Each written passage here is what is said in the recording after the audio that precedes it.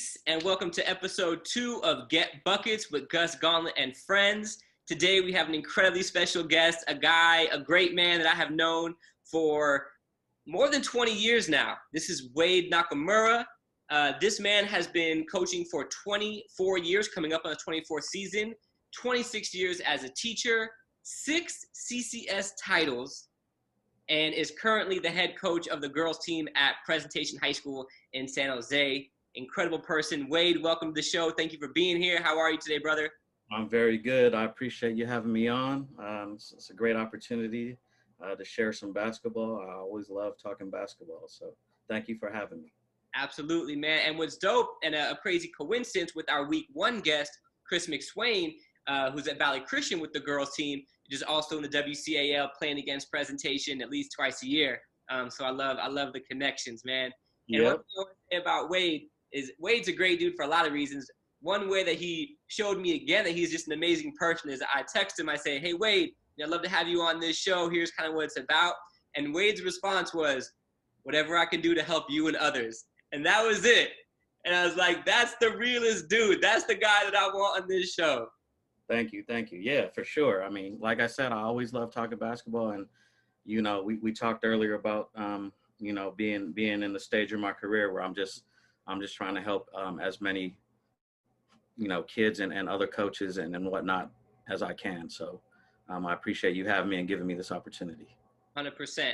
And I mean, 6 CCS titles under your belt. There's not very many coaches that I know of with that much success. So I'm sure a big part of that is, your players' talent and the system that you create, the culture you create, and just that togetherness, that hard work, and that commitment to getting better. And I think part of that comes with it is also drawing up those plays when you need that bucket in those big moments. So I'm really excited for today for you to share one of, I'm sure, the many plays that you have when you need that bucket down 1 with 10 seconds to go. So whenever you're ready, man, I'd love to see what you got for us today. All right. Yeah, like you say, I mean, I have multiple plays that come to mind. I think I'll just share one because I think this play has three main options that you can go to. So the important part about this play, really, what makes it go is really having a heady point guard, because that point guard, as you know, makes everything go and makes everything work, and they have to read the defense properly and make the right decision on which option is going to be most effective in this particular play. So I'll start it out. Okay, so we have a simple, I'll just draw X's. We have a simple, I have multiple plays, but okay, so you can run this to either side, and we call it, two different things depending on if we want to run it for the 2, which is our right side wing, or our 3, which is our left side wing. So right now we'll run it for the 2 guard as our cutter. So the point guard, this is an important part. Basically, the lane line extended is a marker for the point guard. So the point guard is going to go dribble to this right lane line right here as this right wing cuts through. If you could raise up the whiteboard just a little bit. My bad. Yep, perfect. Let me move this down some. Perfect. All right, so this wing is cutting through as they're getting a screen from this 4 on this right outside the low block. So this point guard, as they get to this lane line, they're cutting through, and their read right here is their first read. Here's their first option. So if there's a mismatch, or let's say we just want to get it down to this low post person because we feel like they're a beast, or they're going to be able to score. Maybe the person who's guarding them is in foul trouble, or we just have a really good post player down here. So as this person or this wing cuts through, a lot of times their defender obviously is going to hedge to hit that cutter to help their defender. So as they hedge to hit that cutter, this point guard makes a decision at this lane line. If they take that dribble past this lane line, this cutter's going through, this post now turns and seals their man, and we make a post entry pass and we score. So that's the first option right there. As this wing clears their man out, a lot of times this opposite post will raise their man up a little bit, knowing as soon as they see the point guard dribble off of that lane line, a lot of times this weak side post will raise their man up because otherwise their man may come help and double. So we try and raise their man up a little bit off of that. So that's the first option is just a direct post entry pass to that strong block right there. All right. So set it up again. The second option, well, it's one of the other options, not necessarily the second option. So we dribble, lane line extended. This cutter's coming through, screen's being set right here. As this cutter's coming through, we make the decision we don't want to go to the post. This time we have a two guard who's awesome. You know, they can score it, they can catch it, you know, off the catch. And knock down a shot or attack the basket. So they're going to get basically a double screen on this weak side. So as they're cutting through, this point guard never goes past this lane line at this point. They now start following this cutter as they're going through the key to this other lane line. The other wing, which is a three guard, comes down and sets a double for this cutter coming through. And then this cutter also needs to read. If their man trails them, then they'll curl. And we'll hit off of this lane line, the point guard will hit that curler, and then we score off of that. A lot of times they'll know that they're going to curl. So sometimes their man will try and go over the top of that double. That's when they stay flat. And we will hit them from this lane line angle. You can make this curl pass, or you can make the pass out to this cutter for a shot, maybe closer to the 3-point line, if you want to get there off of that double screen.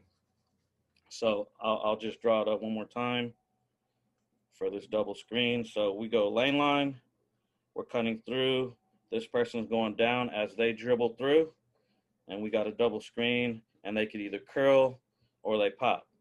Pass to the curl or pass to the pop, and we score that. All right? So that's another option is the two guard. We want to get them a bucket, get them a shot. Absolutely. And then if we have a great two guard, obviously what's going to end up happening if that double screen is effective is as I dribble to this lane line, we're cutting through screen, we're following them through to the other lane line, double screen right here. A lot of times this three-man, their defender, they'll switch. So their man's trailing and they know they're getting caught on this double screen, and so they'll basically switch, or the three-man's man will be aware that the cutter's coming, two-man's been killing, they knock down a few shots. So the three-man defender a lot of times will switch or will come out to guard that cutter, that two-man, and that's when the slip happens. Bang, right to the middle. And this point guard who's on this lane line now has a great passing angle also to hit the slipper. And that's a bucket right there. We just catch, turn, and score. So those are the three options. It's a play that I ran in high school, actually, when I played.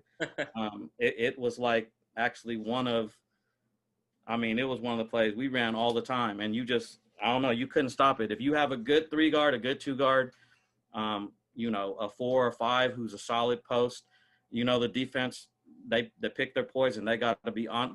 You keep them honest. And again, if you have a great point guard who can read those options, they have 3 good options. They got a 2 guard who can catch it and score it off a double or curl it. They have a 3 guard, who slips and who can catch it on the slip, turn and knock down that, 12 to 15 footer. You're usually going to catch the slip right between the dotted and the free throw line. So it's usually going to be about a 12-foot jumper. Yep. Actually, one of your old teammates, Brad Sasaki, who played with you at Homestead, we ran this play when I coached boys in the Asian All-Stars. We ran this play and Brad killed off it. Ryan Fujihara was our point guard, obviously a great point guard. Great point guard. We had a kid named Sean Sapalaga who played on the peninsula down there at San Mateo, who was a beast inside. So, Ryan could either keep it strong, go to Sean in the strong block. Whoever was our 2 guard, we had a number of good ones who could score it. And then we had Brad, who was at 3, who loved that slip right there. So, I mean, he scored a lot off of that. So, I mean, it's a play that you could run for either the 3 guard you can mirror it. You run exactly the same play, Sure. but for 3 guard coming through, 2 guard goes down and sets that double and will become the slipper. And the 5 is the strong post. If that point guard keeps it strong on the left side, they can enter it into the post strong. So you could run it exactly the same to either the 2 or the 3. It's just it's 2 different calls basically. Okay. So I mean that's really a play that I've ran. I mean, as a player and as a coach, basically with every team that I've coached, we've run this play. So I mean, it obviously works a lot better if you have solid personnel in the right places, and if you have, a solid point guard who can read and deliver passes on point. Absolutely. On time, on point, is big. And then obviously, we teach our kids to headhunt and set great screens. And that's a huge part of any play that involves screens. Being able to utilize those screens, as well as the screener taking pride in setting a great screen, because a lot of times that is what's going to force a switch, or force a help or a hedge, which is going to open up, a lot of other options, a lot of slips, a lot of pin downs or seals. So that's really, it's been a go-to play for me for a long time. So I mean, I have others that we have a bunch of quick hitters that we like to run, but that's one that definitely pops into my mind first. It seems basic and easy to teach, but there's a lot of timing involved. Mm-hmm. And like I said, that point guard is real important, because a lot of times, like I said, the lane lines are your guide. And so a lot of times that point guard wants to go past the right lane line. And if they go past the right lane line, it's going to take them too long to get back to the left lane line to time that pass for the slipper or for that 2 coming off the double screen. So it's important that they go from lane line to lane line. That's all they need to do, the point guard. So I think a lot of times I feel like they need to dribble all the way to a wing, or they just go too far. So if you go past that lane line on the right side, then you're entering it to the post. Like that's your option. You've chosen that option. Mm-hmm. So I think, as a point guard, dribble into that right lane line, and then you got to survey. You got to see, okay, here are my options. Who am I going to take advantage of in this play? Yeah. And a lot of times as a coach, like I said, if the 4-man's defender, let's say they're in foul trouble, or let's say the 2-man's defender is in foul trouble, I love to post my guards. So I would just go set a screen down with my 2, have my 4 come out to the wing, have my 4 be the cutter, and then we'll enter a strong post into the 2, and make that guard have to play post defense, which, yeah. I mean, a lot of guards, they're not used to playing post defense. And I mean, we work on everything with our players. Our guards, we work on, they go down to the post, and our bigs, they step outside and face the basket, put it on the ground or knock down threes. We teach the whole game to all of our kids. We don't necessarily specialize. So there's a lot of options to take advantage of mismatches. And I'm a big mismatch coach. I think that's a huge part of the game that I think a lot of coaches, they don't take advantage of. And I think I was taught that as a player, and then just coming up with the coaches that I've been around, to try and create matchup, favorite matchups, so that you can take advantage of those situations.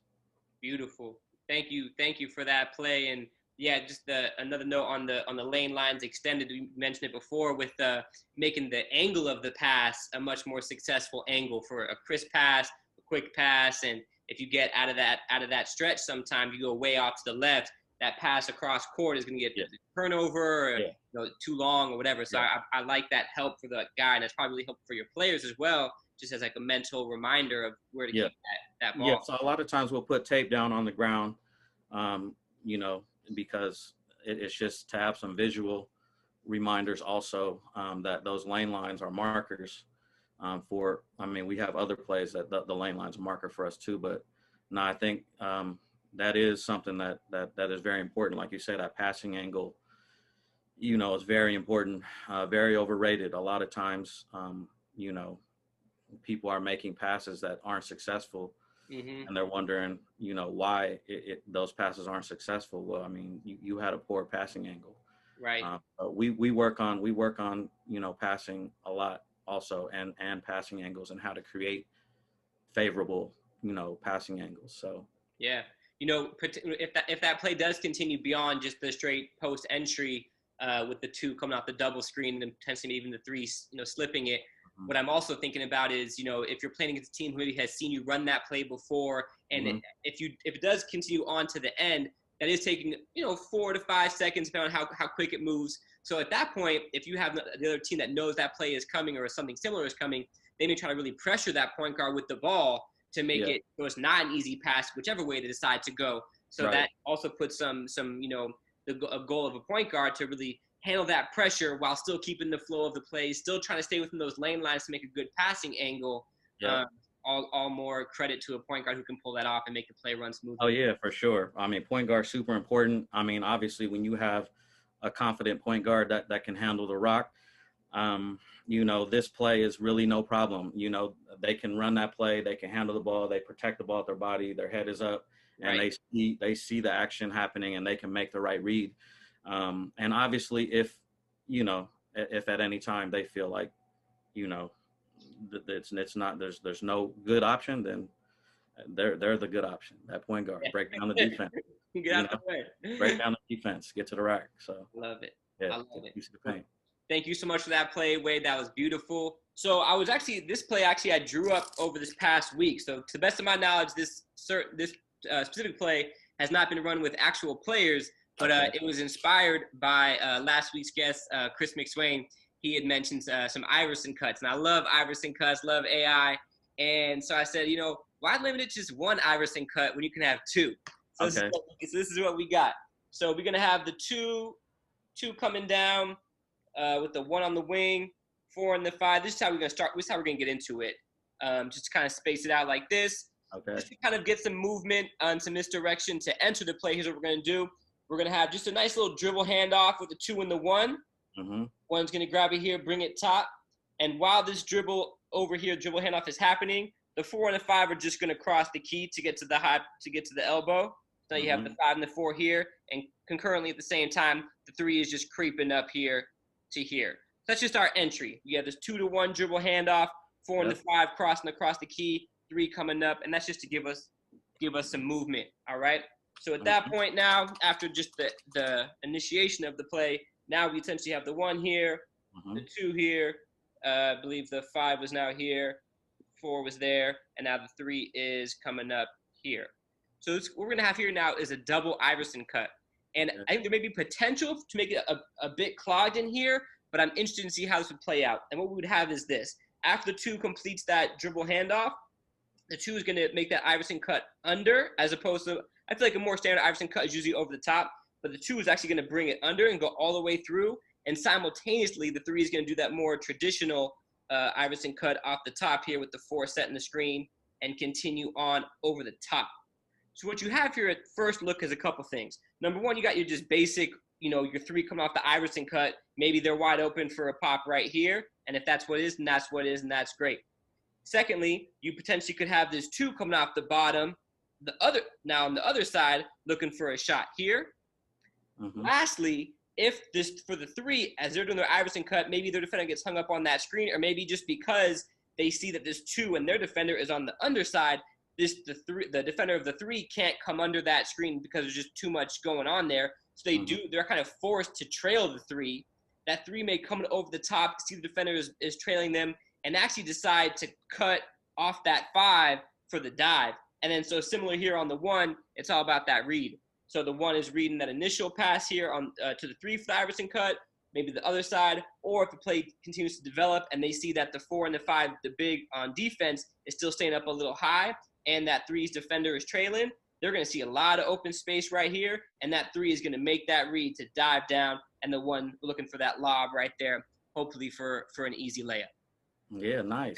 Yeah, those are kind of like just three progression looks, inspired with the Iverson cut. And again, I think there may be some potential for some clogging up here. I'd be interested to see how that looks. But I think that with the 2 going under, I don't think there's any way that the 3's defender can try to sneak under these screens. I think they would just get hung up by too many other players, including some of their own players, which would make them have to trail that 3 coming over the top, which gives them that opportunity to dive. Yeah, no, that's solid right there. Sacred Heart Cathedral runs something a little bit like that. Oh, yeah. Yeah, except the one will enter the ball to the 4. At the high post?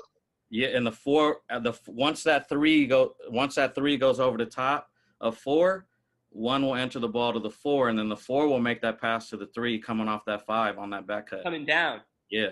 Ooh, I like that. They just have a good angle.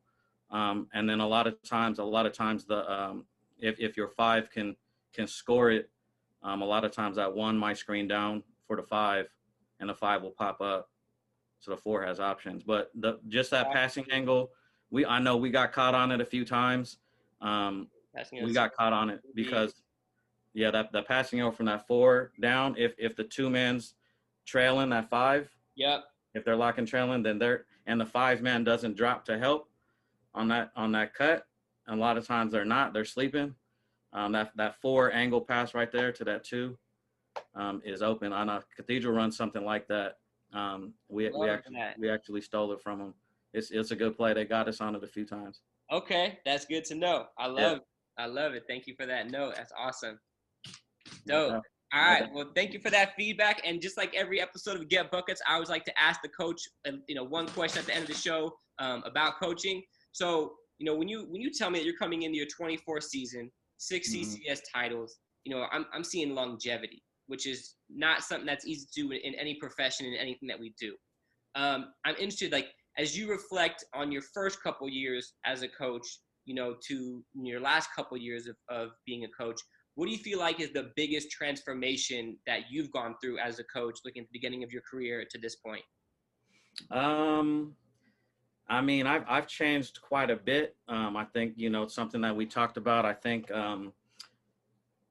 just understanding that you do, have to be flexible, that, every year, every team, kids are going to learn differently, are going to be different. You have a system that obviously has proven to be successful.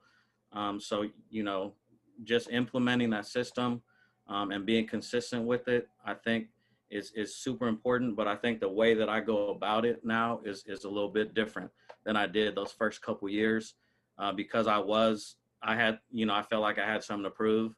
My first couple of years, I was just young. I was, whatever. I don't even know how old I was, but,